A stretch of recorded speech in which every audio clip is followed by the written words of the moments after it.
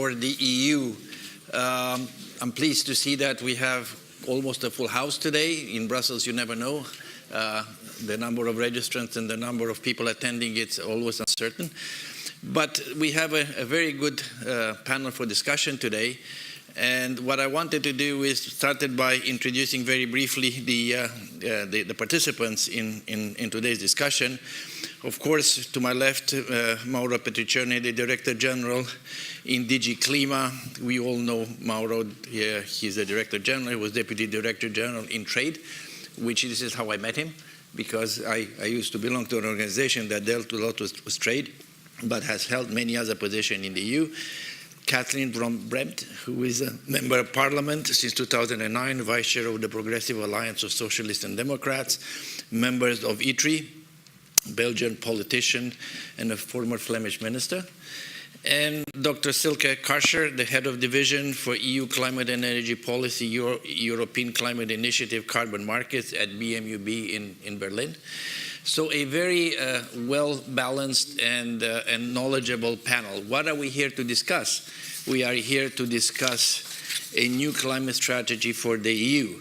Now, I will remind you very briefly, and the chair always has this compulsion of saying a few things at the beginning, so I have to say a few things at the beginning.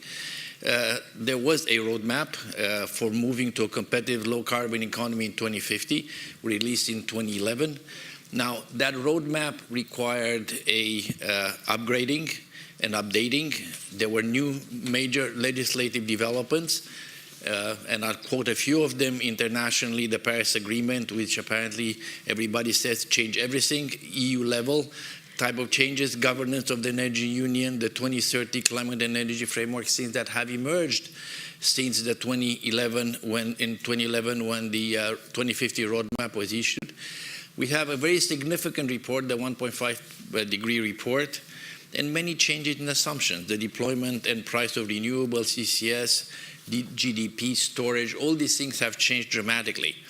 Now, as you all know, almost a year ago, on March 22nd, 2018, the Council invited the Commission to present by the first quarter of 2019 a new proposal for a strategy for long-term EU GHG reduction in accordance with the Paris Agreement, taking into account the national plans. Now, in November, the Commission published its long-term vision, A Clean Planet for All.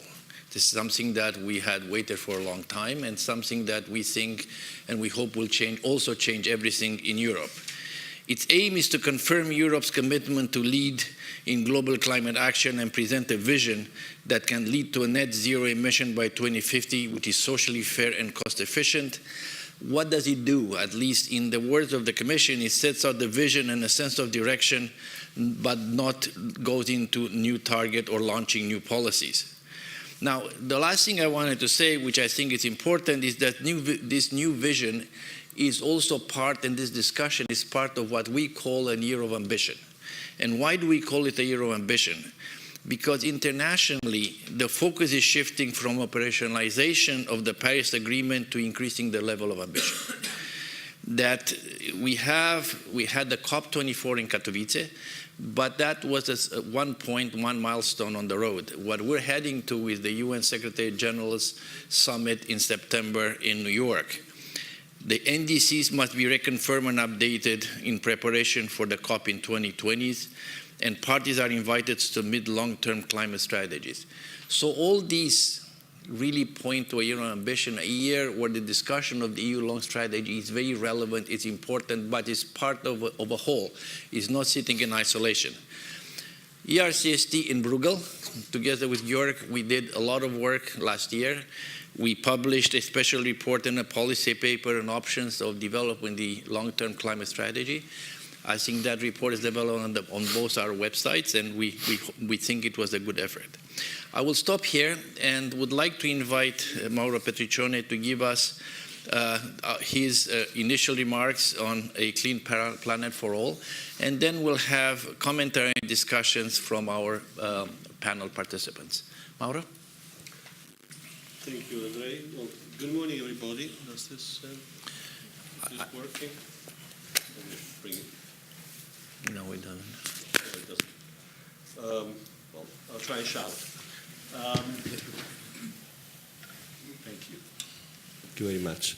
Good morning, everybody. Let me start with an apology. I was late. I was in the Parliament, and I just couldn't manage to find a way to extricate myself from that discussion.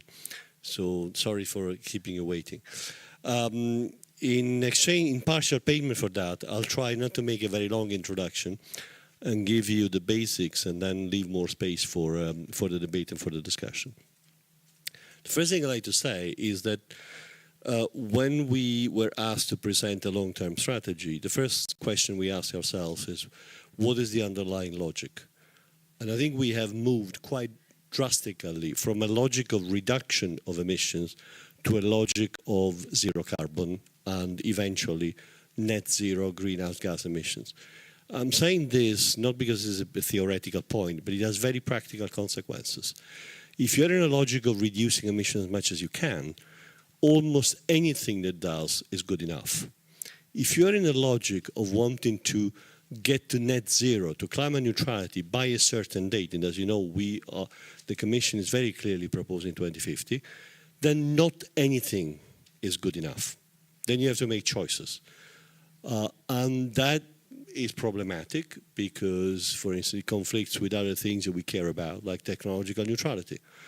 At some point, we will no longer have the time to let the market invent solutions and see what works best. At some point, we'll have to make choices. As choices were made to support renewables a few years ago, choices have paid off. As other choices have been made that have paid off less in the past. I mean, we are, put it this way, if we thought we were infallible, the world would keep reminding us that we're not. So that was the first thing. Secondly, Andrea, you mentioned the 2011 roadmap. The 2011 roadmap was extremely useful, productive. It was the basis for the 2014 Council decision on the minus 40%, and it's been the legitimacy for the whole 2030 regulatory and legislative package. But it had, the fault of its times. And in particular, it had one thought underlying. I wouldn't call it a fault. It was what many of us thought at the time, that you could find big solutions to this big problem. And as you will remember, that roadmap relied very heavily on carbon capture and storage. That's the temptation still in many countries. All you have to do is to keep your system as it is, perhaps stop using some of the dirtier fossil fuels, and even there, we still hear things like beautiful clean coal. Carbon capture and storage, you've solved the problem, you've decarbonized your economy, you haven't made radical changes.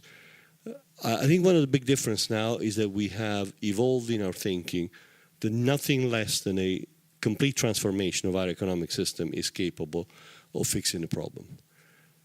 The good story is that a deep transformation of our economic system is probably what we need for all sorts of other reasons than fighting climate change.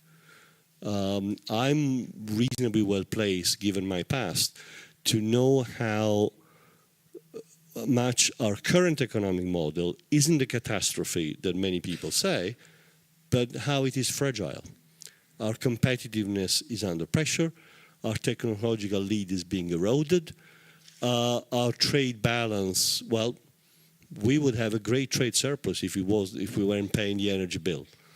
We would have over 200 billion euros in trade surplus every year if we weren't paying 266 billion euros every year in importing fossil fuels. So we have a system, the business as usual, which is still working, is still producing the goods, but it's fragile, it's under pressure. You see the social pressure in our countries. You see the difficulties that we have in keeping it up, and we are at the stage where our industrial fabric is badly in need of modernization. The picture, of course, is very different in different places, in different sectors, but even within sectors, we see a growing gap between leading companies who have the right technologies, who have the capital to invest, who are looking at the future, and the laggards, and people who do not have enough money to invest, who are just holding on, and we know what the possible consequences are on employment. Disclosure, I come from Taranto in southern Italy, Ilva country, steel country. Not a pretty picture of what can happen to an industrialized area. So the good news in many ways is that we need to spend money to modernize and renovate our economy, and we have a choice of whether we do it on a business as usual model, which costs us about 2% of our GDP every year in new investment, or whether we do it towards a clean, decarbonized, climate neutral economy. Our estimate would cost us about 2.8 of our GDP a year. An investment in not only in a more efficient economy, in a more competitive economy. I recall that green technology are the one area where we're still top of the league in terms of new patents, but also in terms of health, in terms of avoided death, in terms of better quality of life. So that's the broad picture. Now, I think this audience probably knows what's in the strategy, so I'm not going to go into great detail, but I'll be happy to answer any detailed question. Hope to have the answer to any detailed question to be more precise. But you've seen the 8 scenarios that we have. Those are not predictions. We do not expect the European economy to develop along any of those 8 scenarios. We will not necessarily act to propose to enact those scenarios, but they demonstrate the range of the possible. The range of the possible with technologies that we have. Some of them need refinement, some of them need scaling up. There is still a research and development and an investment challenge for many of these technologies, but they exist. They've been proven, they work. We're not relying, again, on the silver bullet. We're not relying on the solution that at once solves all our problem. And if you see the increase in ambition from one scenario to the other, you also see the increase in complexity. The scenarios that the Commission recommend are those capable of reaching climate neutrality by 2050, and they're unsurprisingly the more complex scenarios. In fact, those that more adequately reproduce the complexity of our current economic system. So I think we should not labor under the illusion that we can actually simplify the way our economy runs. We are a developed economy, and we're complex, and we will remain complex even as we decarbonize and we go towards climate neutrality. You've also seen the different building blocks that we have articulated our analysis around, but at the end of the day, it's always the same. Energy supply needs to be zero carbon by mid-century. What we project is 85% renewables, with wind playing having the lion's share. We see on the basis of current policies by member states that there will be a share of nuclear because a number of member states have chosen to retain nuclear power. What will happen in 30 years' time, I don't know. And nobody in the Commission claims to know, but that's what we project on the basis of existing policies. But it is clear that it has to be zero carbon. If we don't have a zero carbon energy supply, we get nowhere. Industry has to be near zero carbon because, yes, we're in a good situation today in terms of sinks and in terms of how we manage our land. But the competition for applications where you cannot decarbonize 100% will be tough. So the fewer those applications exist, the better off we are. Mobility is a clear issue. Mobility is also very closely related to the energy supply. Clearly, we're moving towards massive electrification of our mobility system, but we're also moving towards other technologies, hydrogen, biofuels, perhaps synthetic fuels, even though the energy implications of synthetic fuels are very, very important. Again, the question is, what's the mix of how we power our mobility system, and what does our mobility system look like? What our cities look like in 30 years' time? What is the spatial distribution of populations, jobs, and residences, and what kind of transport do we need in 2030. And finally, the land. As I said, we're not doing badly, but we can do a lot better. We will need to use more land for biomass. We can't afford to do that at the expense of our carbon sink. So that is going to be a very delicate equation. And then finally, we have looked at Europe as if it were an island. We did that deliberately. We wanted to show again the realm of the possible. Not to project what we expect Europe to become, but to see what could be possible and is it worth making the effort? Can we afford it? And I think we succeeded in showing that this is both possible and affordable with an effort, and it's not going to be a small effort. But of course, Europe isn't an island. So we will have, in the real policy world, to tackle issues like imported deforestation, the impact of imported products on our carbon footprint, our impact on the rest of the world in terms of carbon footprint. So the picture becomes even more complicated. But at least I think we have been able to show that all this can be done. It's essentially an investment challenge. The resources are there, but it is a private resources that have to be directed towards the transformation. The mechanism of financing need to be changed. We've started the process with sustainable finance, but that's only the beginning. We have to find channels that make it attractive for our finance to pour money into low carbon solutions. And then we have, obviously, the issue of social transition underlying all this. Now, the issue is not different than one we face already today. There are other mega trends that are going to change dramatically the way our economy works. And they will have an impact on employment, they will have an impact on the distribution of jobs and the distribution of skills. We have to tackle them. Climate adds a new dimension, but in both directions. It adds sometimes more pressure to the social picture, sometimes it offers alternatives. In the past few years, we have created 4 million green jobs in Europe. There are new industries. There are new opportunities that the green transformation creates. Problem is, very often they're not the same. They're not the same jobs, they're not the same people, they're not in the same places.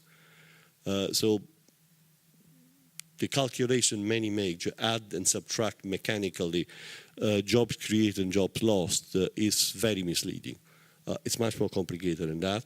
But again, it is not radically different than the situation we have to face anyway. Even if we wanted to keep a business as usual model, we will still have a serious problem of social dislocation and a serious problem of how we change our workforce and how we adapt it. Just to give you one example, think of the possibility of 3D printing the movable part of a combustion engine. That can wipe out a segment of our industry just as fast as moving from combustion to electric engines. And that is going to happen. 3D printing movable parts is around the corner. So it's not as if by doing nothing we are safe in terms of our social model, in terms of our employment policies. We have an issue that we need to tackle anyway. What's going to happen next? And then I'll stop there. The Commission has been very clear. This is too big to be solved with the Council adopting conclusion, the European Parliament passing a resolution, and then we're all happy, and then we go in the Commission follow with a raft of legislative proposals. It's not as simple as that. We're trying to foster a Europe-wide debate. Member states are doing the same. We're very happy to see that. I think we need the strategy to be debated in depth, not only in Brussels, in the institutions, but in national institutions, in national parliaments. In many countries, this goes further down to the regional level, to the local level, and not only in countries with a federal structure. This is a very good thing.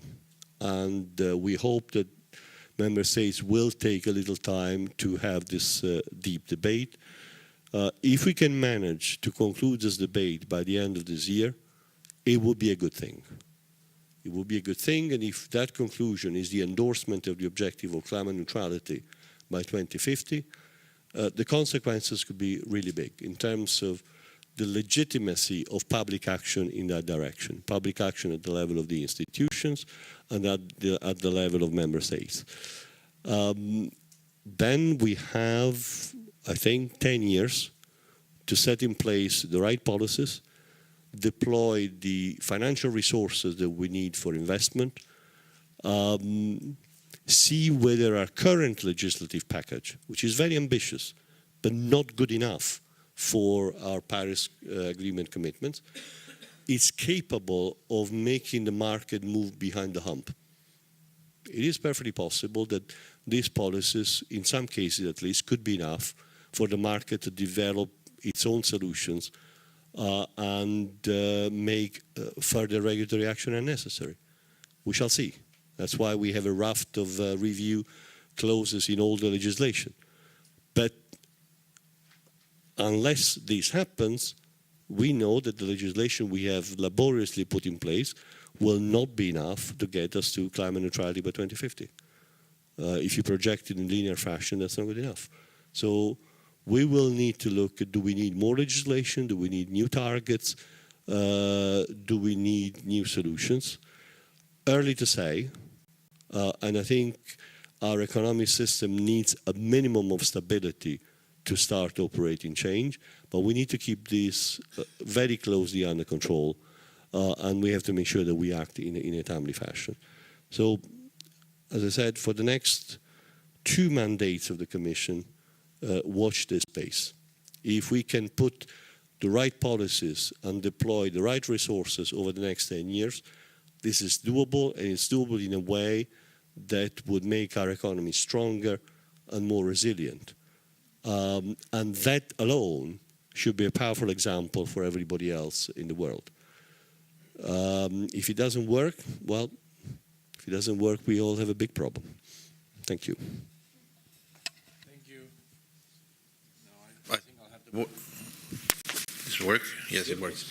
Well, thanks, Mauro. Thank you very much for a very sobering opening remarks. I think we're looking at a brave new world, a world that would like to imagine at some point maybe during the day what a day in that world would look like, because that's what reality is. Try to imagine what our life would be in 2050 in a new world of the 2050s. That would be a also very interesting exercise to go through.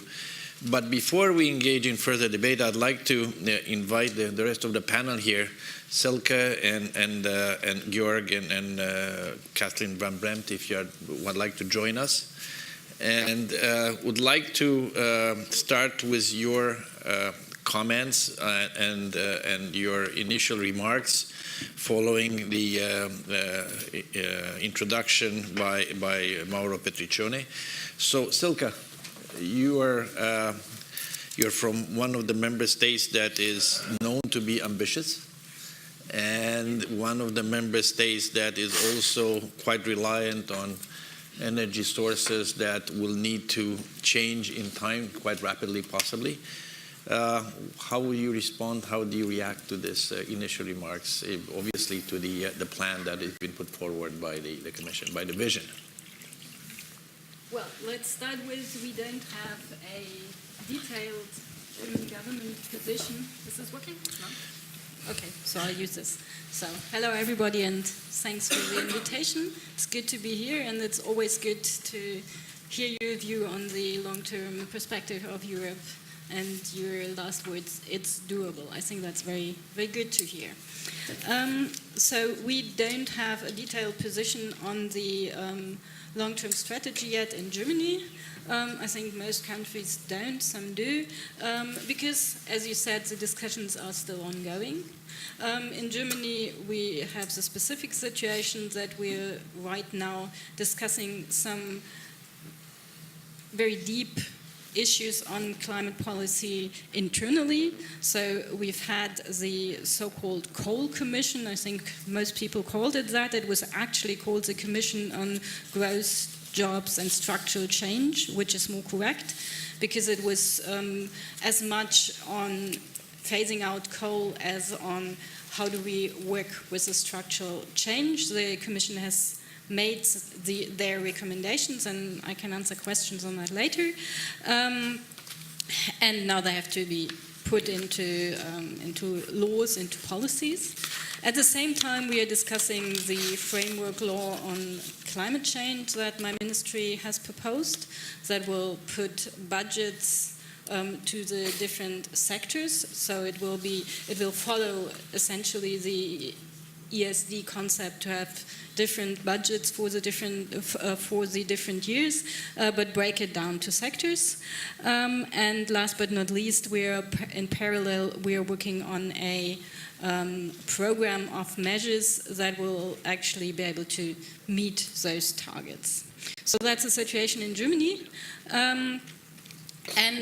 So I can give you the views from the perspective of the Ministry of Environment, and also add some figures from a study on Europe 2050 that the German EPA has commissioned. I think one of the most important things you said, Mauro, was there will be a transition, and we have to face challenges anyway that we need to respond to. And I think that's a very important thing. We cannot decide that there's not going to be a transition. There are all the megatrends you mentioned, but one more megatrend that you implicitly mentioned, but that's also there, is climate change. If you don't address climate change will be there, and that will be a huge transition, and economically and socially, obviously, it will be much more challenging than anything that we are imagining now when looking at the scenarios that the Commission has put forward. So I think everybody sort of knows that, but it has not become emotionally rooted in all the actors of the discussion that we cannot decide that everything stays the same, because it simply won't. The only thing we can decide is what transition we want. And I think it's very important to reiterate that, because this is something that has to sink in, because many people, also many voters, still think, oh, I want everything to stay the same. And that's just an option, that's not an offer. We've been using the word sustainable for that, and it's a bit of an awkward word. Many people can't really associate anything with that. And in Germany, we've started to use a other word. It's called enkeltauglich. I think it's a very beautiful word. It essentially means fit for our grandchildren. So whatever we do needs not to work right now, but needs to be a solution that also works for our grandchildren. Now, just a few additional facts from a study that the German EPA has commissioned, and I think it's important to look at different figures from different studies. And what they did is they didn't model different pathways. They just looked at one scenario: what could the world look like in 2050 if or what could Europe look like in 2050 if it was decarbonized? What could a net zero scenario look like, a net zero world in 2050? And they came to the same conclusion that you did. It's doable. You have to use the technologies that we have. They were very conservative in their modeling. They only used technologies that technically exist, that have been proven. They didn't use bioenergy in the sense of growing biomass for energy. They used all that space for having more things. And the only bioenergy they used was waste and residues. So that was a limitation. Also, they didn't include CCS. If we would use CCS, that would give us more leeway. And they assumed that concerning nuclear, only the power plants that are being built now would still be in operation in 2050. Of course, that might be different, but that was, again, a conservative assumption. And yet they came to the conclusion net zero in 2050 is doable, with an increase of the sink to about 500 million tons and a reduction of the current emissions by 92 to 93% to around 390 million tons per year. So that's maybe a few more figures that essentially substantiate what the Commission has put forward. So I'd like to close with that and say again that we need to remember that it will be a transition, and the only thing that we can choose is what transition it will be. Thank you, Silke. I'll turn to Kathleen Van Bremt.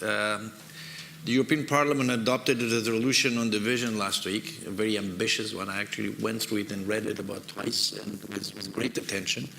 Very ambitious. Net zero by 2050, by the latest, increase in 23 NDC reduction to 55% by 2030, immediate phase out of European and national fossil fuel subsidies, 35% research expenditure, quite a long list of very ambitious things. You have the floor. Thank you very much. Is this working? If not, is it working? Yeah, I think it's working. It is. First of all, I was a little bit surprised that you introduced Germany as one of the countries that are leading in Europe. I have to say, I've been during this term, I've been the chair of the Dieselgate committee. I know people remembered, the software problems we had, and out of that came a report, and we also worked a lot on CO2 reductions of cars, and there we face with Germany a very tough defender of diesel technology instead of going into electrification. I'll come to that in a second. So I'm not saying that to make a controversy with Germany. I just want to say a lot of countries have their own issues. You might be very advanced in, for instance, leaving nuclear and trying to have a different energy system, going into renewable energy, but at the same time be very conservative when it comes to full electrification of the car industry and our mobility system.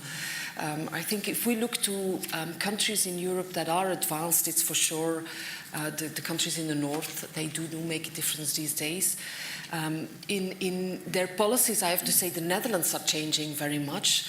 And my country is really lagging behind, but these days we have all these young people coming on the street, and they are actually the ones that are making the real game-changing initiative. So myself, I'm like 10 years engaged into climate policy. I've been in ENVI committee, now I'm in ITRE committee, but I also lead my political group on climate policy. And I have to say, there's been huge battles in the parliament.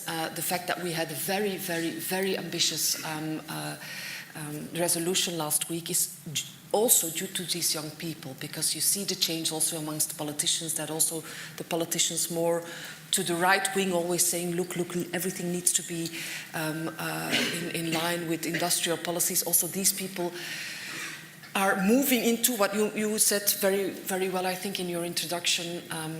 We need to get into that transition, and there will be only one pathway, and that will be completely climate neutral. And now we have to decide what will be the main issues to work on. So things are changing now rapidly, and I think we have to grasp that moment to make that really that change. Coming then to the resolution of last week, I invite you all to read it. You read it twice. That's amazing. But it was in the evening. But I have to say, yes, I'm very proud of that resolution, because it's been voted with a vast, large majority, and that is very important. You can think you are on the right side of history, but if you're the only one, or you're a small party to do so, you're not changing things. So we did that with a large majority. That means that we urge the Commission, and especially also the Council, now to take action. We're at the end of the term, so this is a preparation of the next 5 years to come. That is extremely important. There are two things I want to outline, because I think they're absolutely very, very important. If people ask me, what is the stance, where does Europe stand when you look to the global world in terms of climate, I always start by saying the positive things about the things that we did in Europe, especially the last 5 years. We changed the ETS law for the better. It could have been better, but for the better, in the right direction. We have the effort sharing regulation. The two of them are the most important regulatory frameworks to make sure that we do what we do on the climate policies. But if you combine them, and you also look everything we did in the energy sector, we had a new adjustment of the renewables directive, energy efficiency, the market design, everything on energy. If you look at them all together, and you also take into account that we did an improvement on the CO2 of the cars, not good enough, but we did an improvement, and you bind them all together, I think all specialists will say that's a good job, but absolutely not good enough. That means that if you take the end, the 2050 climate neutral goals, and you take the Paris Agreement, where we all agree it should be not 2, but well below the 2 degrees, and that's 1.5, then it's not good enough. Then we are not on the pathway to meeting up to our engagement in Paris. And what is really getting a little bit on my nerve is that it's good to have a broad consensus on the 2050 strategy, but if we do not change the 2030 targets, we will not get to the 2050. It's just not fair enough to our children and grandchildren that we mentioned, that we say, we agree on the 2050 strategy, but in the meanwhile we do business as usual. Because if you do not adjust the 2030 goals, it's just not good enough. We did that in our resolution, and we urge to the Commission to follow the democracy, because we're the one and only democratic elected parliament in all the European institutions, to come up with a proposal on that. I think it's very important. That was not a broad majority, I have to say. There were other political groups that were not ready to take that on. Second thing I want to outline is one of the amendments of mine, together with some colleagues, that didn't make it. That's the amendment on the climate law. I think it's very important. What I said before, the ETS, the effort sharing, all the others, they do not meet up to everything that we need to do. And it's very important that in Europe we establish a broad climate directive where we build in our engagements of Paris, and make also a real effort sharing also amongst the member states.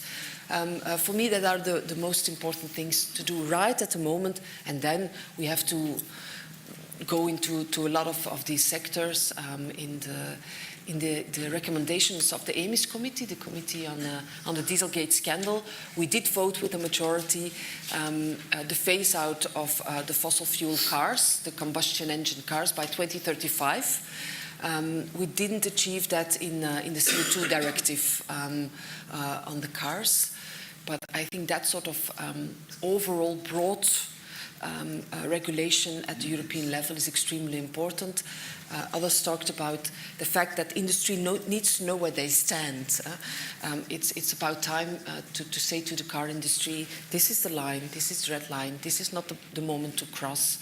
I think that's extremely important. You will not otherwise convince people to step into the electrification of the cars. Okay, many other things to say, but I will all be handled, I think, later on. Voilà. Thank you very much, Kathleen. Indeed, I think I recommend it as a reading, because it is a very comprehensive document, a very ambitious document.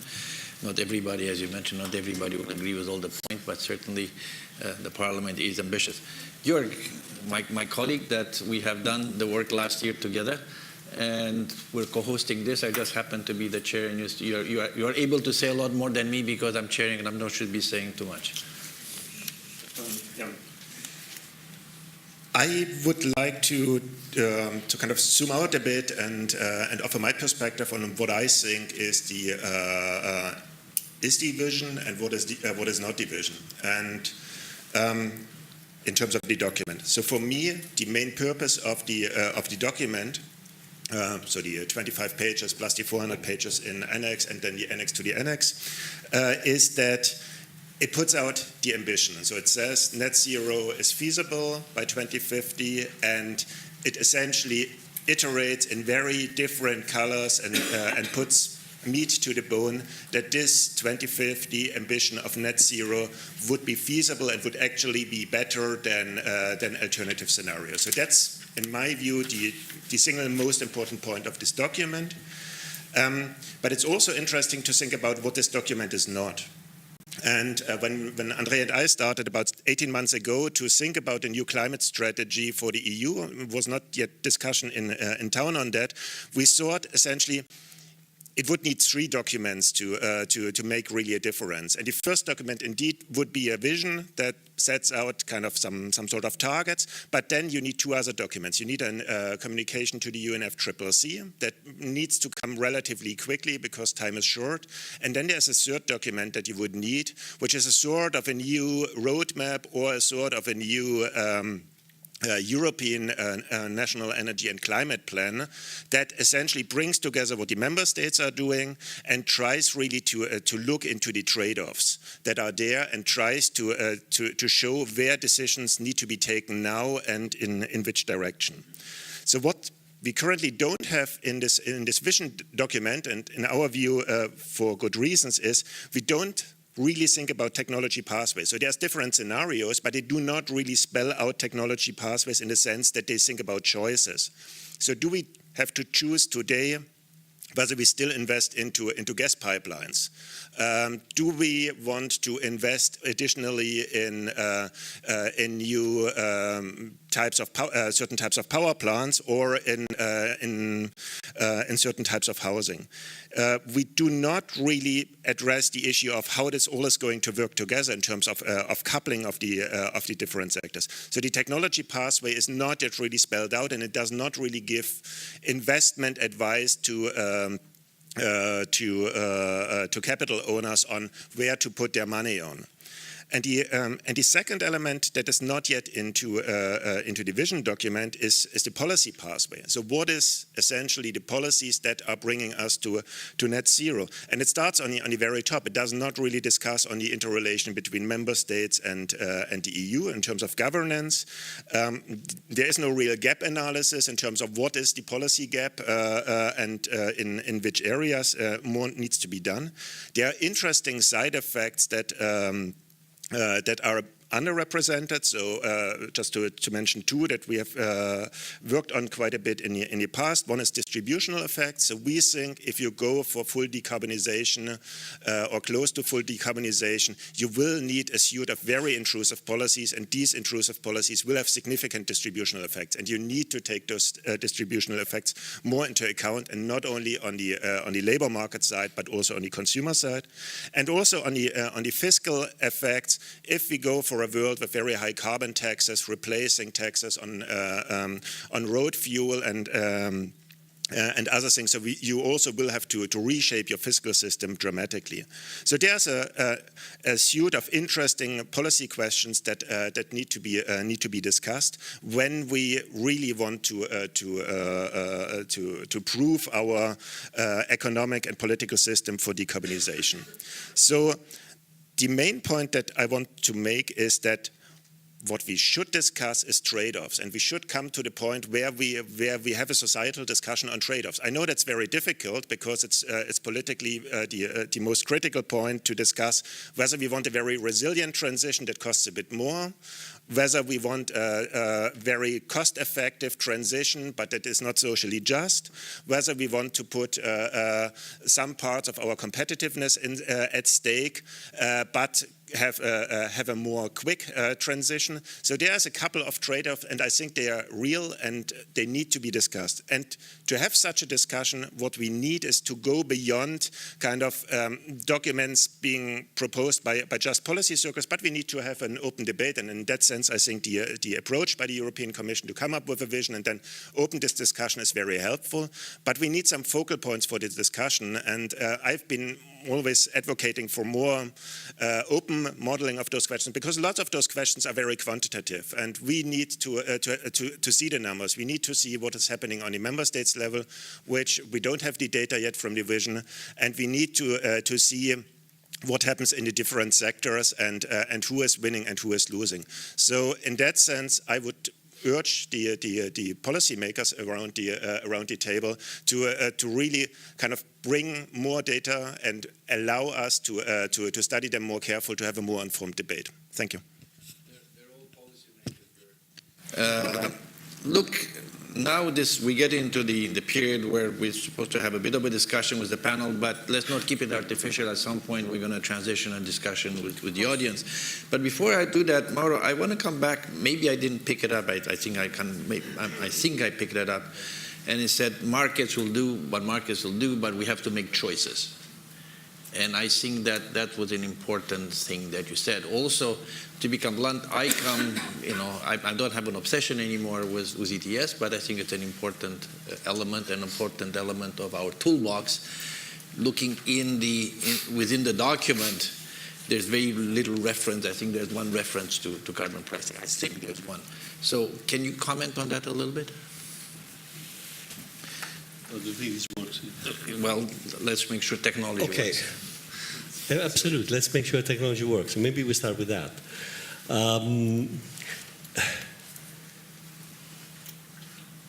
We shouldn't forget one thing. We work in a very complex democratic system. Very complicated, but very effective. I'm sorry, I spent 32 years in the institutions. I don't believe that the union is not effective.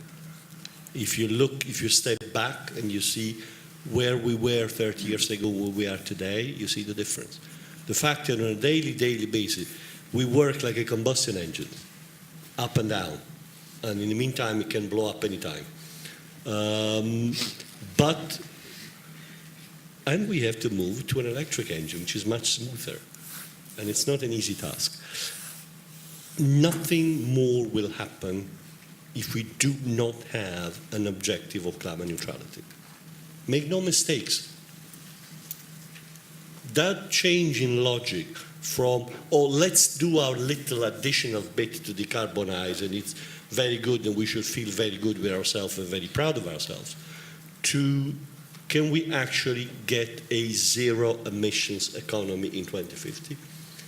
It's a huge mental and political step without which no policy step will have legitimacy.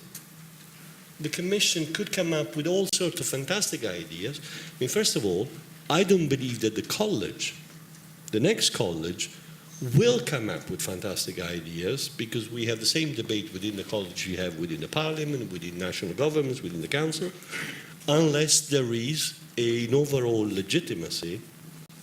As I said earlier, the 2011 roadmap had many flaws, but it did produce a 2014 European Council conclusion.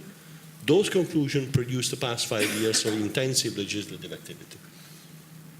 Now, we know that's not enough, but you're not going to get anything more unless you start again from the analysis, and that's what we've done, and the political legitimacy of a higher end objective. Then you can start talking about the policies to make that happen. That's why we're saying the number one priority for the first few months is to have a debate in Europe and to make sure Europe as a whole comes up with a convinced endorsement of the objective of climate neutrality. In this kind of audience, we all talk as if it was a key. It isn't. We haven't persuaded everybody. Not everybody agrees. Even in the European Parliament, which is, on climate, one of the most progressive institutions in the continent, you don't have an absolute, you have a big majority, but you don't have everybody on board. Elsewhere, you know that the number of people who are convinced is much less than it is in the European Parliament. We need to bring enough people on board, enough governments on board, that we can endorse this objective. Then you can start talking about what are the technology pathways. Then you can start talking about what is the role of the market versus the role of policies. Then you can start talking about trade-offs. Not if you don't put them in the context of this objective, because then you end up again in a logic of doing too little too late. I'm not contesting that what we have done in the past 5 years is not good enough for our Paris commitments and our goals. I am contesting that it's not transformative. It is hugely transformative. And here it comes to the point on markets, Andre. Is it transformative enough for markets to change? I don't know. But we have the mechanism to monitor and find out. And if we have a 2050 climate neutrality objective, we will also have the political legitimacy to take remedial action without waiting for 2030, to use the review clauses to propose different and additional legislation if we have to. But if we don't have that legitimacy, yes, we can propose it, but it's going to be, the Commission whistling in the wind. Now, I've spent, like you, a lot of my life working with markets and with market operators. In our society, if you create the right incentive, if you give the right signal, markets can do a lot, can even do miracles sometimes. Do they always? That's a different story.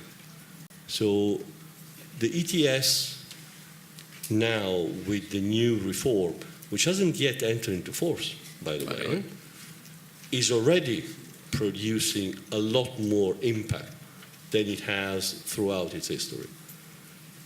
I think that's a sign that this was the right reform. You can debate, as you said, did we do enough? Could have we done something different? But overall, it was the right reform to do. It's beginning to produce the goods. Is it enough? Of course not.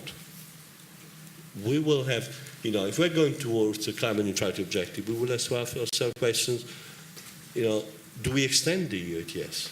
Do we bring more sectors in? What we have done is not what we believe is the absolute great solution. It's a combination of trying to do the right thing and trying to do what's possible. If what's possible isn't good enough, then we have to move forward. But again, we do need the political legitimacy to move forward. And at the moment, I can see that coming. I can see the debate in the institution. I can see the debate in member states. I can see the debate in the street. But it hasn't coalesced yet into an objective with a road rally behind. And the fact that we keep talking to people who want to make things happen shouldn't make us blind. There's a lot of people out there who don't want to make things happen because they have vested interest, and even more people who simply don't know, who are simply waiting to make up their mind.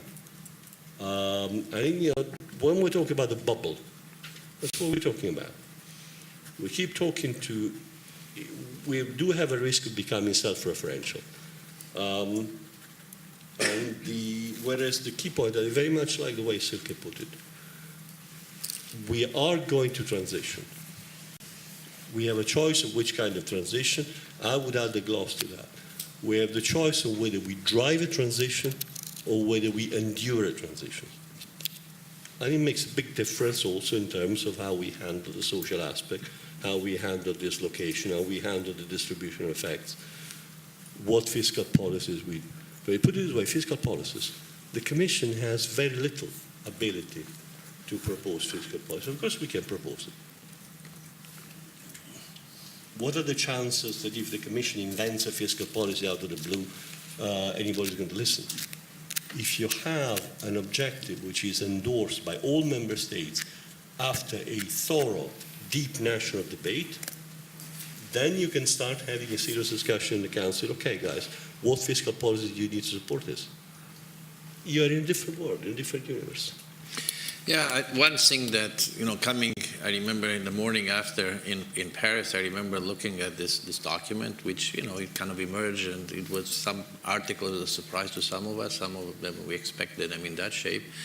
And my first thought was that the one, lower than 2 degrees was ambitious, but the real game changer was the carbon neutrality by mid-century, because that is a very different world. Indeed, that it changes everything, and that puts us in a world that you said it's still is very difficult to imagine, that we need to make that leap of faith and understand and try to imagine that. Catherine, let me ask you a question. You referenced the Paris Agreement, And when we started talking last year with Georg about long-term strategy, that was before the council and the mandate and the whole thing. So we're a little bit ahead of the game, if you want. And one of the things that we said, we looked at it and said, what about is there a case to be made, or is there a question to be made, a scenario to be made, where the Paris Agreement says that everybody moves in parallel? That Europe becomes more ambitious and Chinese become more ambitious, the Americans they all move in parallel. What if, which is not inconceivable, we continue to go like this, but our American friends continue to go like this. And as such, the parallelism disappears. Is this a scenario that's legitimate? Because we took a lot of flack at that time from a lot of people. This is something they shouldn't talk about because this is something self-fulfilling, is negative and so on, but it is possible reality.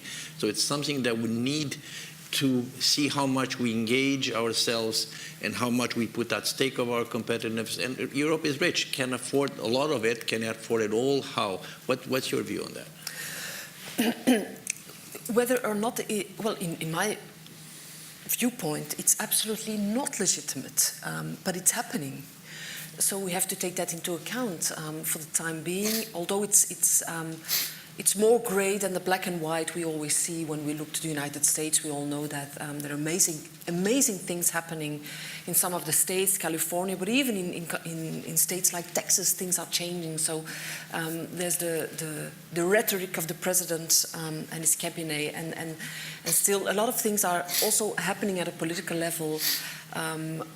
So it's not black and white, but we should not be naive for the time being. You can consider the United States no longer, although technically they are still in Paris, it takes a lot of time, but in their mind, in that sense, I absolutely agree with what you said. You need political legitimacy for the time being in the state. There is no political legitimacy to implement the Paris Agreement, and then you have a very blurry situation when it comes to policy making. So it's something I cannot defend. Also, in an ethical point of view, I think the Western part of the globe is more responsible for the situation where we're in than the emerging economies, and let alone the economies that still do not have access to energy at all, let alone have the discussion on the access to clean energy. I'm thinking about large parts of Africa, some parts of Asia. So there is a moral duty, and in that sense I am proud of what we do in Europe.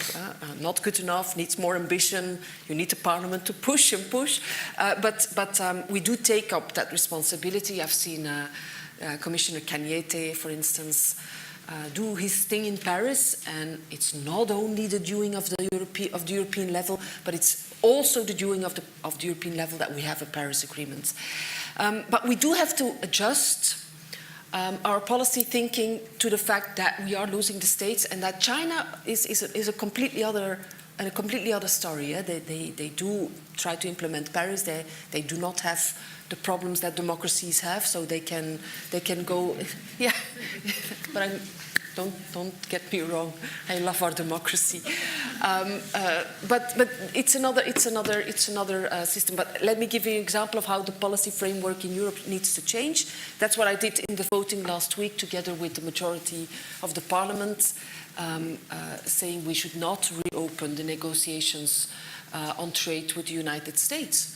I know the Commission wants to do that, parts of the Council want to do that, they have their reasoning for that, but if you start giving other reasons to start negotiating again with the United States on a new trade agreement, that would be such a wrong signal to give. I think we cannot make trade agreements with important economies if they do not get in line with the Paris Agreement, implement it, and that needs to be. And there you need to change the way you look at trade. Overall, I think. Yeah? I think we should, but we don't have a majority yet in the Parliament on that. But I absolutely believe that since climate is such a vital challenge, we should say we will not negotiate any longer with economies that do not implement Paris. Or we can use a trade to make sure they implement Paris when we look to to emerging economies. So it can be a nuanced implementation, but the headline should be quite clear. Trade should be subject of climate policy. Thanks, Cecily. Silke, Mauro talked about the political legitimacy, which is really key because it is a transformation. You know, I'm some way back from Eastern Europe, and we went through a transformation there, which was sometimes not well managed, sometimes not managed at all. It wasn't very good as a whole generation, sometimes that was lost. So obviously this is a much bigger transformation, one of the biggest transformations that we've done, if you want a command transformation, regulatory transformation, as opposed to a natural transformation. The Coal Commission is one example that you've implemented. Spain has had quite an extensive consultation on coal phase out. You want to comment a little bit on that? On if you're not on the social aspect, but in general, what, you know, how important is this legitimacy, this process of gaining the support and the understanding of the electorate, of the people of Europe? So maybe that is working now? Okay. There. Okay.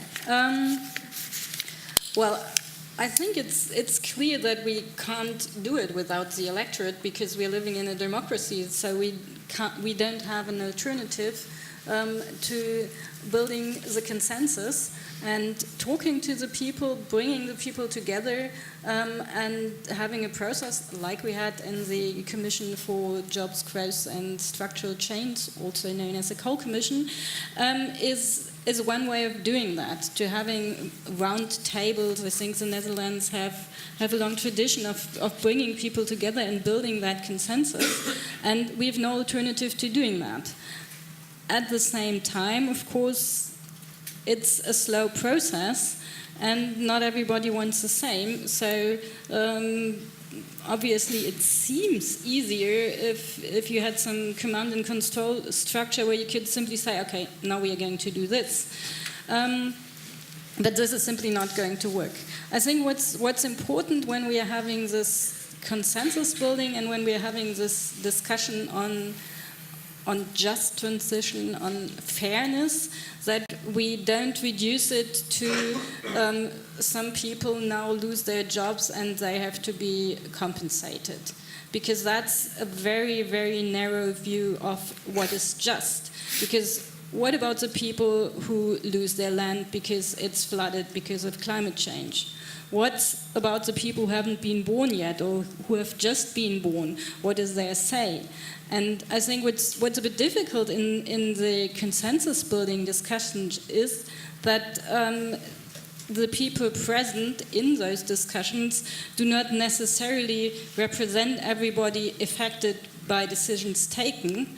And I think you mentioned the young people in the street, they aren't even voters yet, and yet the decisions we take now will affect them more than us who are sitting here, because things will accelerate in the future. So I think it's very important to have a wider concept of what just transition is. I think that's one thing I'd like to take you home, that needs to be a broader concept. So, and maybe if I can also ask a question, maybe Mauro, you could also comment a little on how the European endeavor is perceived internationally, because you've also been traveling with the proposal and shown it to the friends in China, etc. Mauro? Well, I'll try briefly on that.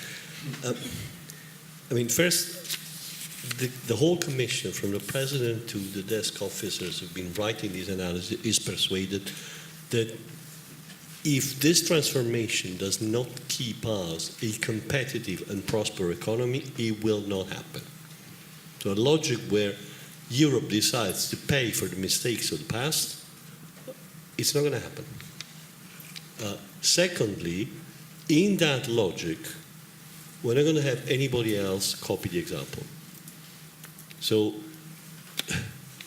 the economic transformation we're talking about which keeps our economy competitive and prosperous, and we do believe it's possible, and I think we have done our share to show that it is possible, has several objectives. One is to make Europeans want it. That's the first point. The second one is to offer a model to our partners that they can also follow. And frankly, our partners are not insane. I mean, there's absolutely no reason why you offer them a competitive, carbon-free economic model, they should choose to continue with a carbon-intensive model. If you look at China, the Chinese are trying to do the right thing. The Chinese are on the same curve where we are. We're way behind on that curve.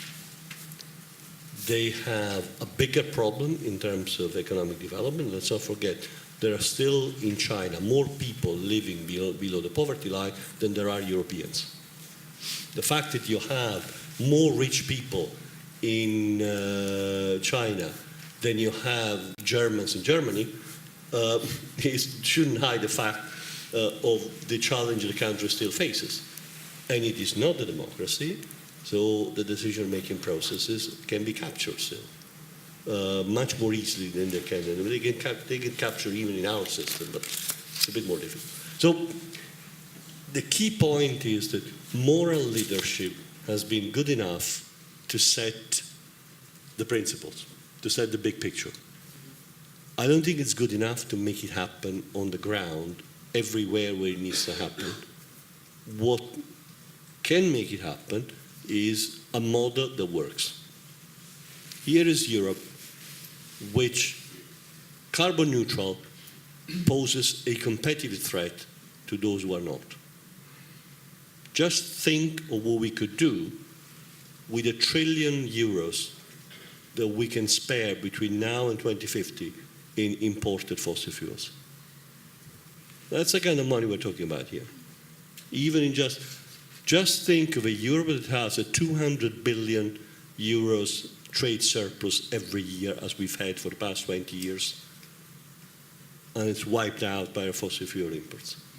For those who believe that trade surpluses are a necessity, I have my own questions about that. But I did spend 30 years in trade. So leadership has to move from moral leadership to a leadership by successful example. It's the only thing that can work. And then I don't see why you shouldn't bring the Americans on board. I don't see how even a clone of President Trump could credibly, in 10 years' time, face with a competitive Europe, say, oh, well, you know, our way to stay competitive with Europeans is beautiful clean coal. I don't see how that can happen. If we cannot be competitive, I'm sorry, let's face it, those who propose a transformation will not win elections in Europe, if that means a loss of prosperity. It's not a question of we can afford it because we're richer. People in the street, you have young people who are clearly say, Silke rightly put it, you are taking decisions that affect us, not you. You're wrong, but you also have people of our age who are saying, don't move, don't touch it. You can't destroy, you can't create a model of society and tell people, now we're going to destroy it without offering them an alternative. Where is the alternative to mobility through diesel cars? We're trying to offer one, but as long as we don't offer one, don't expect people to give up their diesel. It's as simple as that. Good. Okay, I think then we'll go to the audience now. John, Cooper, and then I'll tell you what. I'll take one at a time. I'm not sure there's somebody that does that. Can you just tell us a little bit, just very quickly, who you are, so the panelists know you? Some of them will know who you are, but not all of them. Sure. Thank you, Andre, and thank you to all of the panel. John Cooper, Fuels Europe. We've been working extensively also with the other energy-intensive industries. So my question is very much around the hard-to-decarbonize sectors. and the work Can you that we've been doing. keep it closer, because I Yeah, think sorry. Okay, yeah. So John Cooper Fuels Europe, we've been working extensively with the energy-intensive industries, and we've submitted a report to the Commission that was considered in the Clean Planet document. We think it's an excellent document to support the discussion and the dialogue. I've actually got a question about markets and a question about the international role that Europe has. We see the transition in its early stages as being significantly expensive, and we currently have a regulation that focuses very much on manufacturing. The ETS applies at the point of manufacture. It's very clear we need a stronger carbon price. But if you apply it to manufacturing, and then you have trade which has no mention of climate, and you can bring in products that compete with European industries, whether you're making steel or cement or fertilizer or jet fuel, the current incumbent in the market is the high-emitting technology. If you allow that on sale in Europe, that some of the population, some of the businesses will buy that. There's a fundamental question: do we regulate at the point of manufacture or at the point of going to market in terms of the demand in Europe? It's a philosophical concept that we've got to think about, because at the moment both are on the market, and we've got to think through what are you actually incentivizing. So that's the first point. The second point is, what is the role internationally for Europe here? Mauro, you said here, we're going to send a powerful signal to the rest of the world, or some words like that. We do that on a number of issues already. How well does that work globally, really?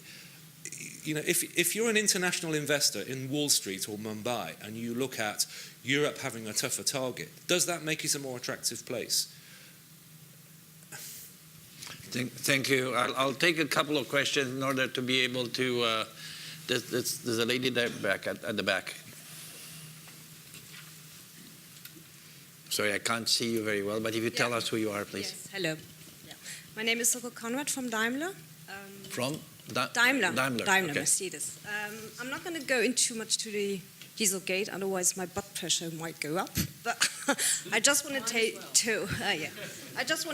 say two things. Dieselgate was about pollutant emissions and not CO2. And CO2 actually went up last year because less diesels were sold. That's the only thing I want to say about it. Okay. About the discussion, thank you very much. And I think it's very good that we have a vision for 2050. But I think what needs to be done, we need to define what is sustainable.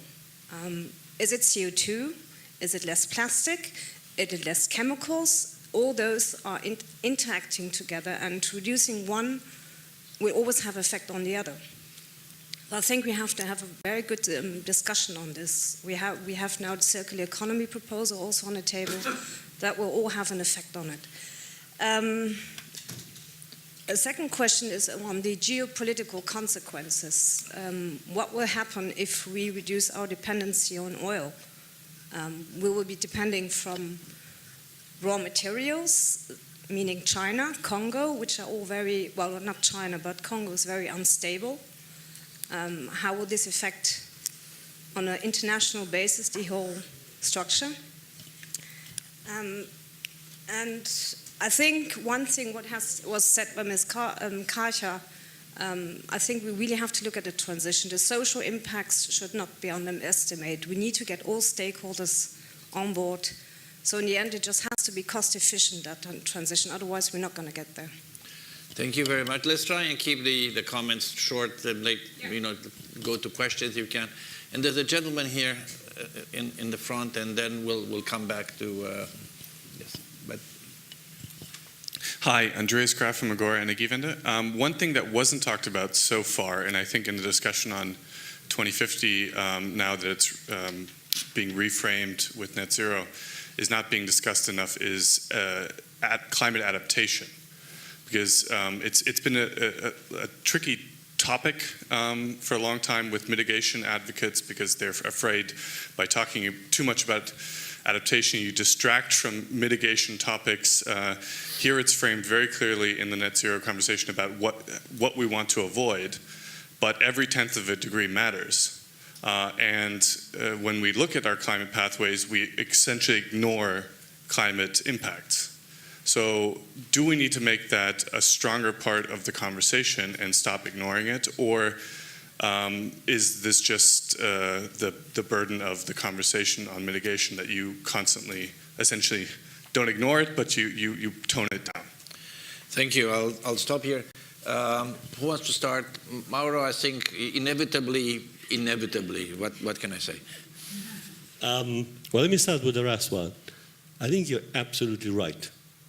It is high time that we bring adaptation back into the conversation in a big way. For many reasons. A, because when we talk about the counterfactual to a transformational strategy, I think Silke was making that point earlier. We also have to look at what's the cost, what's the real counterfactual.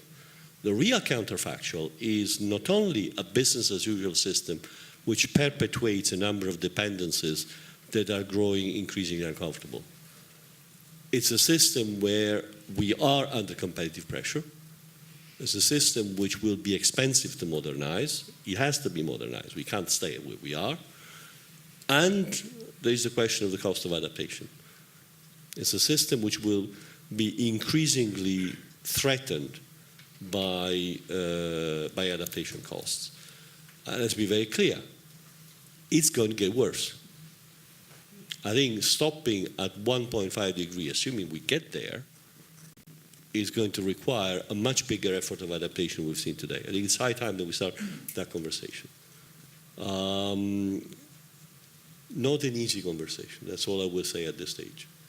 But I don't believe that there was a point in not having a mixture of mitigation and adaptation, especially in the international context.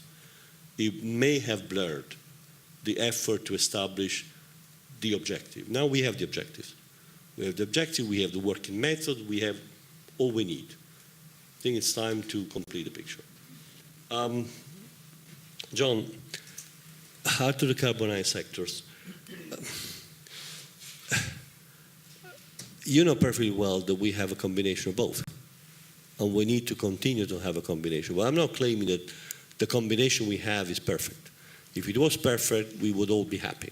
We're not. But, and I did say, you know, in the analysis, we've pretended Europe was an island to show what's theoretically possible. When it comes to make it really possible in policy terms, which comes immediately after having had an endorsement of the objective, we'll have to look at what is our international angle. Having said that, I spent the past 30 years listening about complaints about delocalization, about loss of competitiveness, about how we were not productive. Not much of that has come to pass. I think our economy is a lot more resilient than we give it credit for. Yet we have an issue. We have an issue of imported carbon. We have an issue of what we export. I don't think you have a silver bullet. I don't think that moving towards regulation at the market is going to work, because the inevitable consequence of that is border barriers. With border barriers, our economy collapses. We do not have the making of an autarkic economy, even if we wanted one, and most of us don't want one. So you do need a combination of pressure at the point of manufacturing, because the manufacturers have to change the way they manufacture. You have the need to instruments to lessen the competitive pressure that this brings from abroad, and we have those instruments, but we also have to use them intelligently. It's not just a question of the free allowances. There's a lot of member states giving state aids for indirect cost compensation. One thing that we should look at, that is inevitable, it's necessary. The Commission should continue to authorize those state aids, but we should make them conditional. As we've always done in the past, we should make the expenditure of public money to support industry conditional on industry showing that they are doing their part in eliminating the root causes of the problem. It's a long process, but it has to work in tandem. I did not talk about an international signal. I'm fed up with signals. I feel sometimes like a semaphore. We give signals all over the place. I was talking about offering an alternative model of economic development, one that actually works. I cannot tell you we will do it. I can tell you if we will not do it for ourselves, the last of our preoccupation is what happens in China. We'll have enough trouble on adaptation to climate change at home to worry about what happens in China. So, in my view, we are condemned to succeed. If we do succeed in having a workable and competitive economic climate neutral model, I really fail to see why other countries should not do the same. It would be a level of madness rarely seen on this planet. Sustainability definition, yes, sure. Climate change is a planetary threat. It's not going to make go away the shorter term problems that we have, nor is it going to make go away the fact that we have also created an unprecedented level of environmental degradation, which has a whole load of additional unpleasant effects, some of which contribute to climate change, some of which are completely different. Yeah, okay. As I said, we live in a complex society. We've complicated and we've done ourselves damage in complicated ways. Well, I'm afraid we'll have to adopt complex policies to deal with the problem. So sustainability, apart from the fact that it continues to be hard to explain the word to most people, still is an issue, and it's not just climate. Plastics will continue to be an issue. Biodiversity will continue to be an issue. And I don't think that we can make straight choices. One is the priority, forget everything else. Geopolitical consequences, yes, it's a risk. I'm not aware Congo has interfered with our electoral process yet, for instance. So, one else also make one's choices in terms of what kind of dependencies you have. And that is one of the reasons why I think that even though the technologies we're talking about are technologies that we have and we know, some of them require still a very important effort in terms of research and development. And batteries is one of them. And it is not a given that we have to continue to live and work with the generation of batteries that we have today. There are signs that you can develop different batteries. We need to spend the right money for that, and that is an urgent decision. In my view, that's my personal opinion. It's one of the first policy consequences of endorsing climate neutrality, is to make the right choices in terms of what technologies, what range of technologies needs to be refined and needs research expenditure now, not in 5 years and in 10 years' time. Silke? Catherine after that? Maybe just briefly on the question of demand, on development of technologies and how to bring them to the breakthrough. I think we have some instruments here on the European level. We have the question of state aid rules. Are they really still fit to what we need? Do they sometimes inhibit the support for climate-friendly technologies? Then there's a question, how can we use public demand? And how can we make public budgets climate-proof? That's a discussion that we'll have to have in the multi-annual financial framework. Not just the percentage we are wanting to pay for climate, the climate quota of 25, maybe more %, but also what happens to the rest. The rest also needs to be Paris compatible. So we need to work on the financing side. And I think when it comes to the breakthrough of technology, we have one thing that helps us, and that's positive tipping points. we have tipping points when we've been supporting renewable that at some point they become cheaper than other technologies and then they start developing by themselves. And we've seen that through the support of economies of scale, through feed-in tariffs in the renewable sectors that have made photovoltaics and wind economically viable. They win tenders in many parts of the world now, so they need some support somewhere, but generally they are economically viable, and we need to have the same sort of development of the technologies and then the economies of scale for other technologies, ranges of technologies, that's the battery technology or maybe more generally the storage technologies. It's a question of power to gas, power to fuel, how do we best do that? And the questions of how do we decarbonize industries, just talking about producing steel with hydrogen, all these things, they have to be developed, but then they have to be brought up to scale, and that has to be thought together, I think. Kathy? Yeah, briefly, the pricing and industry in relation to the rest of the world. I think you said in your, not now, but in the beginning, you said that European institutions are incredibly efficient in the way they work. It takes a while, but we get there. That's true unless it relates to subjects where you need unanimity in the Council. There we get nowhere, absolutely nowhere. And taxation is one of them. Normally, if you would look to good climate policy towards your big industry, the carbon-intensive industry, you should do what is the most efficient and the most easy implementable, that is a carbon tax, right? Instead of a very complicated ETS system. Well, we did the ETS system because we were not able to get a carbon tax through in the Council. It's impossible with the unanimity.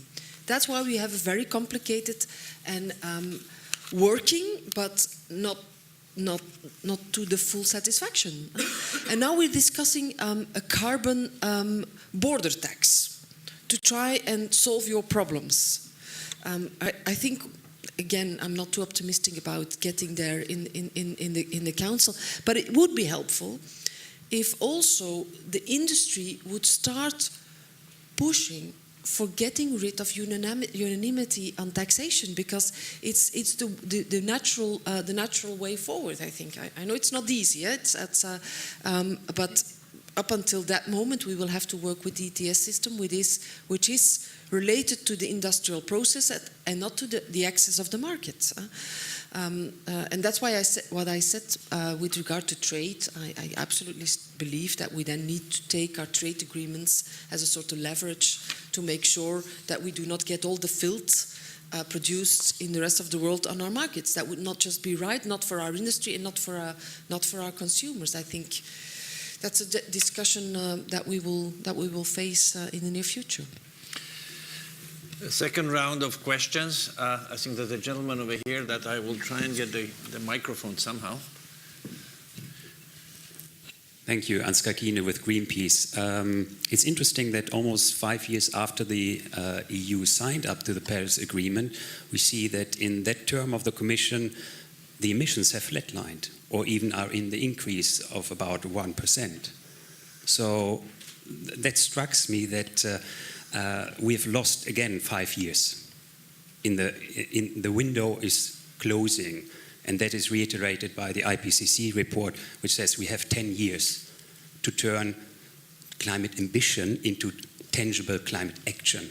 And tangible climate action means reducing emissions next year and the year after.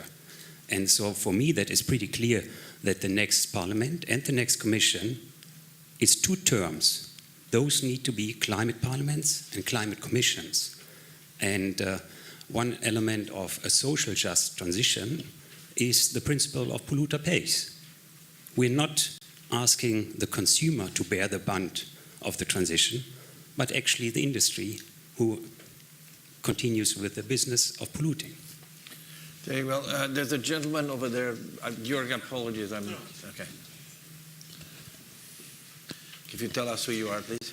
Stefan Tobias, Community of European Railways, CR, here in Brussels. I noted there was some disagreement in the panel on Germany's leading role or not in climate action. I also heard from you, Ms. van Rem, that you favored intermediate, that you stressed the importance of intermediate targets, and I think that is where Germany might come in. Germany, in its climate action plan of 2016, Klimaschutzplan, has very detailed target per sector. For example, for transport, the target to reduce CO2 by 40 to 42% by 2030 compared to 1990 level. And my question to the panel is whether you think that this could provide an example or even a blueprint for Europe to have such intermediate and also sectorial targets. Thank you. And there was the gentleman over there, I think you had your hand up. Thank you. Antonio Garcia, Banco Santander. My question to the panel is what role you see for the financial sector in this long journey? And number two, we have seen the Commission putting together different ambitious programs like Capital Markets Union, Banking Union, and so on and so forth, that still are in the making. Why do we have to think that this time is going to be a successful objective and ambition? Thank you. Very well, I won't go, I don't want to make this I mean, it's always a temptation to make it a dialogue with the DG, but who wants to start? Kathleen? I agree and also a little bit disagree with what you said from Greenpeace. I agree when it comes to the implementation, then you're absolutely right. We didn't make the change during this term. What we did do, we did change and adopted a lot of existing legislation to what should be done to adjust to the Paris Agreement, like ETS, renewable energy. I always say when I'm back home, which is the same as here, then I always say if we would only implement, the things we decided the last couple of years in Europe, then we would make huge improvement in Belgium, and that goes for a lot of the member states. So I also try to be positive, realistic, and then try to be very ambitious for the future. We need to implement what we decided this legislation, but I absolutely agree the next Parliament and Commission should make the real game changing. And I want to say just one thing about that, because as long as we have the economic governance that we have today in Europe, meaning the very strict budgetary rules for the budget of the national member states, combined with the European semester that is mainly focused on economic performance, liberal economic performance of our markets, we cannot make that game changer. It's just not good enough to have all these sectoral legislation, and even a climate law would not be sufficient enough if we do not change that economic governance. I'm not saying that we don't need healthy budgetary rules, but these healthy budgetary rules need to be there to make that change.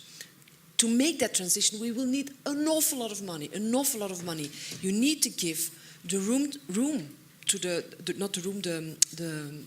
space to the member states to do these huge investments. Make a change in the economic governance is absolutely key in that.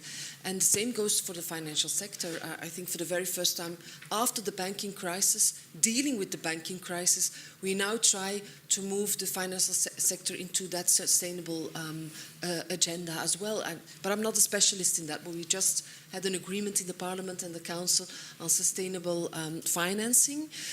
I think my people said in my group it was not good enough, but it all goes in the same direction. And you see what we do at the political level, it's now already very much pushed by the streets. We yesterday had a manifestation at the BNP Paribas. It was a quite tough one, but you see that people also try to make a very key issue about changing the financial sector. Mauro, there was one question on intermediate targets. Now, you made it quite clear this is a vision document, but maybe you want to react to that. One general point first. Sorry, Europe is a very complicated democracy. I mean, I totally agree with the objective you set out. And if the next two Commission and Parliament are Climate Commission and Parliament, nobody will be happier. Will it happen? I don't know yet, to be honest. One of the reasons, sorry, I do my Cato game,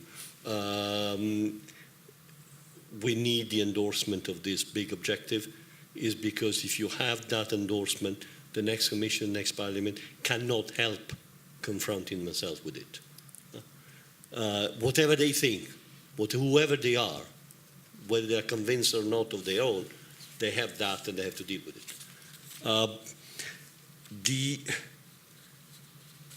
And asking industry to pay, well, we are asking industry to pay. On the other hand, let's not forget that beyond a certain point, that means asking producers to pay, and asking producers to pay means asking citizens to pay. So the whole challenge we have is how we arrange a transition with the right. Let's not forget, this is the first time Europe is confronted with a real-life deadline. In our decision-making process, the victim of any difficulty is the timetable. We more or less do everything what we want to do. Very often, slowly, much more slowly than we wanted. Perhaps not 100%, perhaps 90%, a little bit slow. This time, we have what is very close to real-world deadline, and we have to learn to handle that. And we are not yet fully equipped for that. Now, on the targets, it goes back to the same issue of complexity. I don't think that you can, at the European level, meaningfully develop a set of targets for each industry, each sector, within each member state. Yes, we could. Would it be meaningful? I think what we're trying to do is to create the right articulation. It isn't perfect, but it's improving. If you just look at the difference between the targets that we had in the effort sharing decision and the targets we have in the effort sharing regulation, you see the difference in the level of the ambition, in the clarity of the targets. Don't forget the governance regulation, where we're not just setting big targets for Europe, sometimes targets for member states. We're asking member states, now you tell us how you're going to implement them. Are you going to use sectoral targets? Are you going to use something else? Give us a plan. And the plans, they're public, we've published them. If you look at them, most of them are not very good in absolute terms. But if you look at the fact that it's the first time that every member state has a meaningful plan, that we have a process for a dialogue among member states about what's good and what's less good in a plan, how you do a proper plan, that the Commission will issue a recommendation, that these plans will be revised, and I think at the end of the year we have a much better set of plans than we have today. If you look at the fact it's the first time that we are actually going into the collectively into the detail of how you implement this policy and this legislation, it's a gigantic step forward. It will take a few years to produce results. I'm sorry. Yes, we agreed in Paris in 2015, but then we ratified it. We spent 5 years enacting the legislation that begins to implement it. And I underline begins 3 times. It doesn't actually fully implement it. But 5 years ago, what did we have? We had the 2020 targets. How good were they? So I think the challenge is that we will not do things fast in Europe. Europe isn't fast. On the other hand, think of one thing.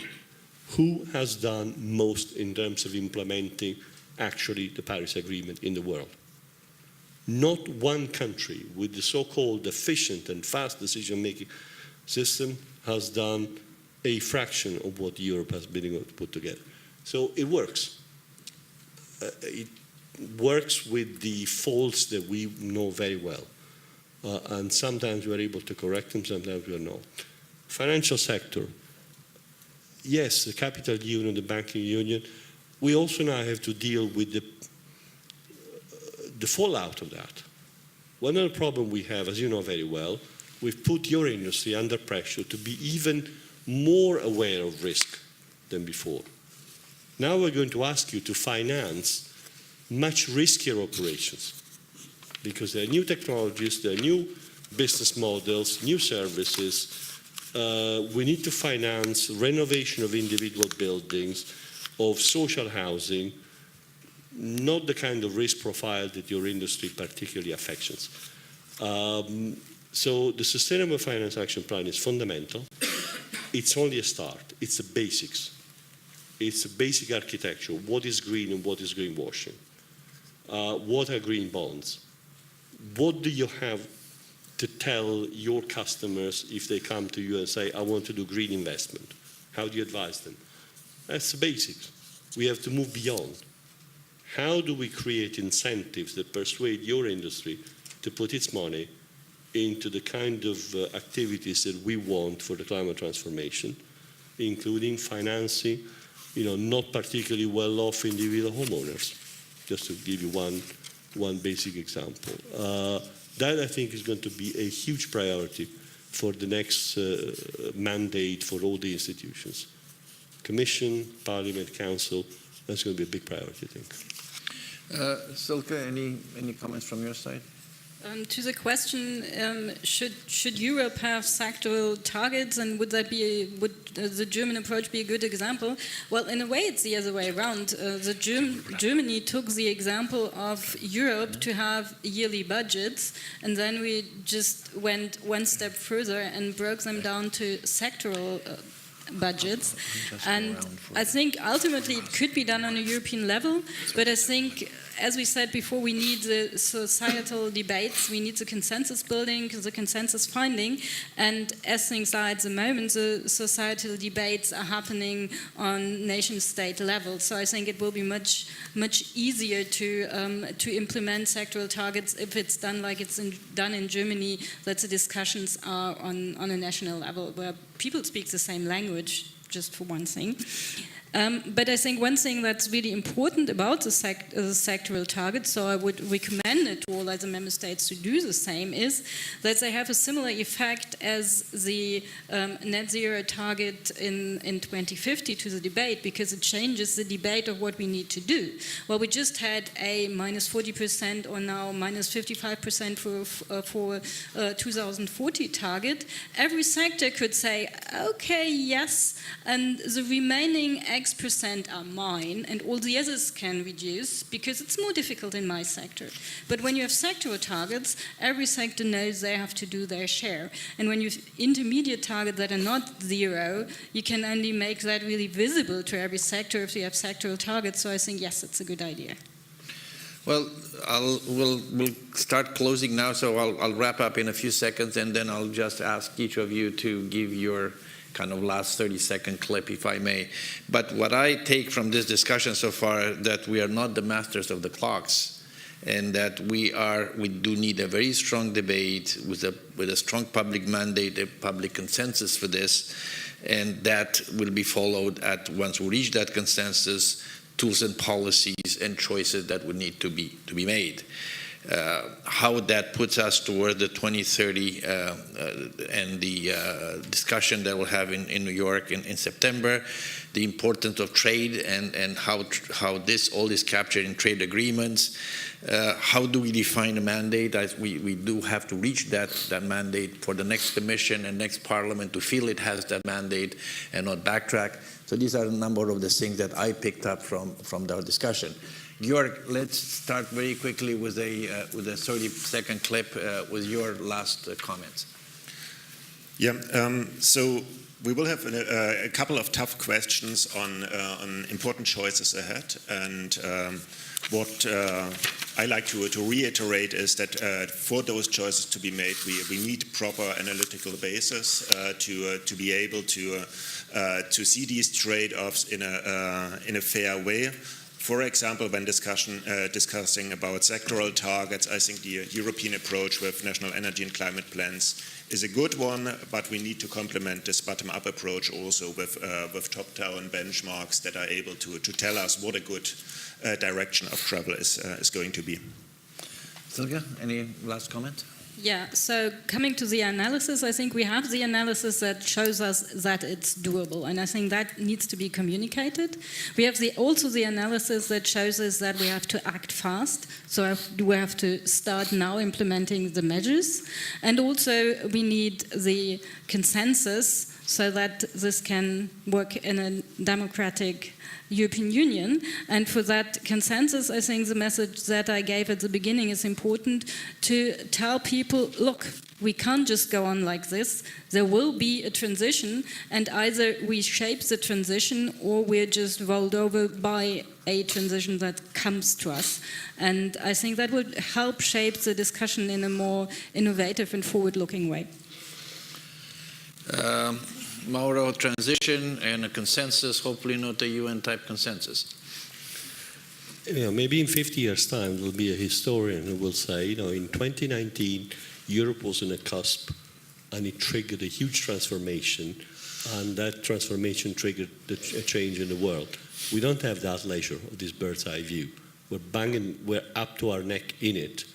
All I can say that I wasn't born a climate warrior. I've been spent a year in this job, and I've rarely seen things moving so fast as they're moving now. They're moving extremely fast. We may be on a cusp. We should behave as if we were on one, and we should really put a huge effort in starting the process of transformation now. We know it's going to be slow, it's going to be painful, it's going to be complicated. We'd be just as well started now, because I don't think we have any alternative. I think the alternatives, if anybody stops and thinks for half an hour, are pretty unpleasant to contemplate. Kathleen? Well, we still have 2 plenary sessions, and then European politics will go into a campaign. So we're at the end of the term, so we now need to prepare the next term, and we are living in challenging times, and one of the major challenges is climate. I have to say, for the very first time, I have the feeling that we can be, on the one hand, be very hopeful because things are changing. On the other hand, there's a lot of pressure on democratic institutions, because for the very first time we're facing with a challenge where we need absolutely to take into account what future generations are thinking about this. This is not just us, the people here in the room, being mainly white, being the elite. We are the elite in Brussels here. We are challenged by a new generation on the street that wants us to do things differently. So that is, I think, hopeful. Let's try to make that hopeful, and after the next European election, it's either make that change, or we will be facing even huger difficulties. And there's no better way than to segue into what you said, is that we are heading into an election, and this is hopefully is going to be a strong point of debate from all points of view, and this is what European democracy should be. But before we go into the election, I'd like to ask you to give a hand of applause to our panelists.